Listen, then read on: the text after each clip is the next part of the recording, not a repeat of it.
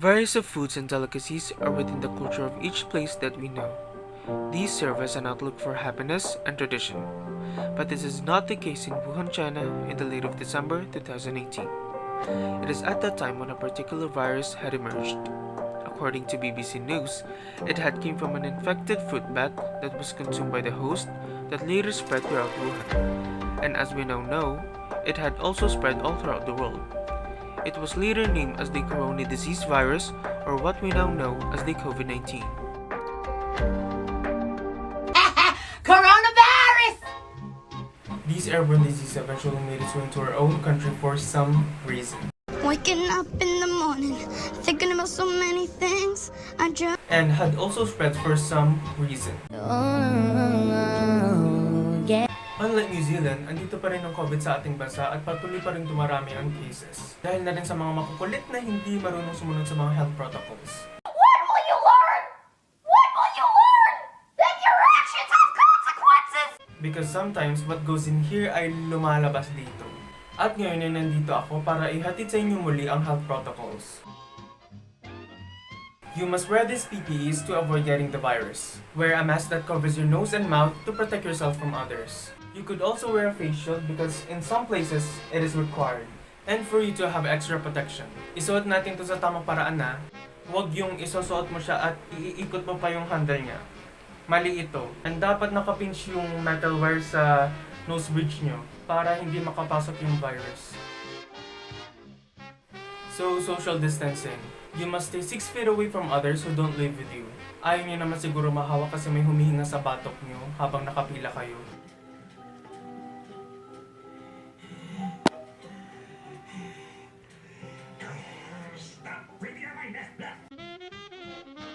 Get a COVID-19 vaccine when it's available in your area. So as of now, I think we have the Moderna, the Pfizer, and the Johnson & Johnson vaccine. So you should get vaccinated when it's available in your place or area. Avoid crowds and poor ventilated indoor spaces. So we need to limit social gatherings and time spent in crowded places. Kailangan natin gawin ito para na rin sa social distancing. At iwasan na nating gayahin yung iba dyan.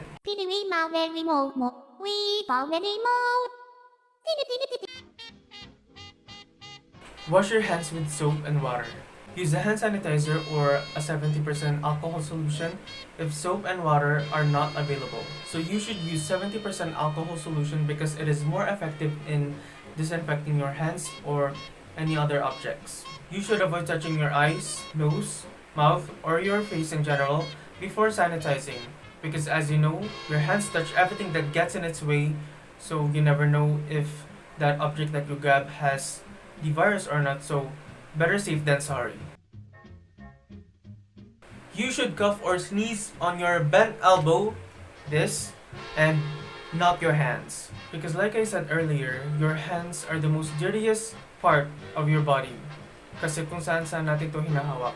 Because for example, if you have the virus, and you use your hands to sneeze, and then you touch another object without even sanitizing before that, then that another person that touches that object will also contract the virus, because as we know, virus spread in many ways. They could be airborne or waterborne, and they could be attached, not even realizing that they were there. So that is why sanitation is important. Avoid close contact with someone who's being sick, or avoid being sick in general. Mahirap na ang ma-quarantine. Last but not least is to avoid traveling often. Kasi baka mapagkamalan kang may COVID kasi alam naman natin na isa yun sa symptoms, di ba? Joke. Kidding aside, traveling may actually cause you to have a greater potential to contract the virus because, as we know, other places have many cases as well, so we have to be safe and travel less often. Actually, the real symptoms of having the coronavirus is having the lack of taste, having a fever, a dry cough, difficulty in breathing, etc. So that is why it is essential for us to follow these health protocols. And of course, to avoid yung iba dyan. Pero ang ginagawa nga po natin, unang-una, nananawagan, nakikiusap sa lahat ng mga Pilipino, ang dami pong pasaway sa atin. At dahil po dyan, number 1 na naman tayo sa ASEAN sa dami ng COVID-19. Nakakahiya po yan. Itigil nyo na yung pagiging pasaway. Manatili kayo sa inyong mga tahanan. Kung ikukumpira nyo ang ECQ sa ibang bansa, sa Singapore, lahat sumusunod. Mahiya naman po tayo. Hindi ko na po natin ididinayan dahil dapat tayo mga Pilipino mahiya dahil nagpapakita tayo na walang disiplina. As of 11:29 this morning, nakuha ko po ang resulta na positibo po ako para sa COVID.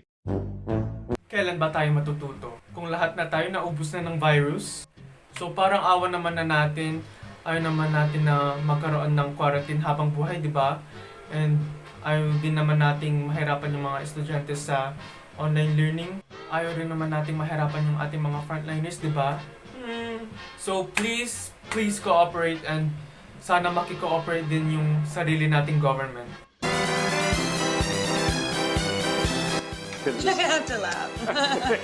Wow, asa ka. And that's all for this advocacy video. And let's hope na sana matapos na to. Kakayanin niya.